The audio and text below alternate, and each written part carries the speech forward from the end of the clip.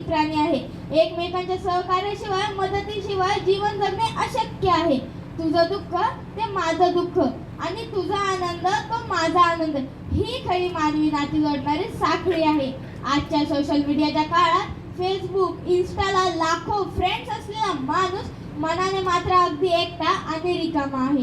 या वेगवान डिजिटल युगात स्पर्धेत टिकण्याच्या धावपळीत तो सर्वांसोबत बोलणे आणि जगण्यास विसरला आहे. इतरांशी आपल्या लाईफस्टाईलची तुलना करून तो अधिक दुःखी आणि एकटा होत चालला आहे आणि यातूनच तो पुढे अडकतो व्यसनाच्या जाळ्यात किंवा मानसिक नैराश्याच्या गर्तेत.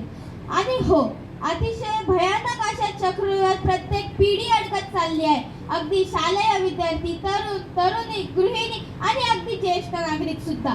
आधुनिकता आणि परिपूर्ण आहे त्या भ्रामक समजुतीतून व्यक्तीला कुणासोबत बोलणे किंवा कुणाची मदत मागणे कमीपणाचे वाटते. नुकताच सोशल मीडियावर एक व्हिडिओ चर्चेत आला आहे. उंच इमारतींचा समाज तुरुंगासारखा वाटतो ही वेदना एका महिलेने व्हिडिओद्वारा सोशल मीडियावर मांडली. या घटनेमुळे आज विचार करण्याची वेळ आली आहे की खरंच आपल्याला कोणत्या प्रकारचे जीवन हवे आहे.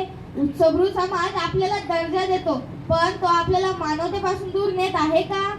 समाजात घडणाऱ्या आत्महत्या, अत्याचार, हिंसक घटना या सर्वांमागे एकटेपणाच आहे.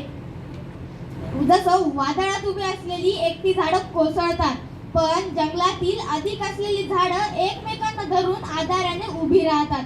आपल्या जीवनाचंही असंच काही आहे. आता कोविडच्या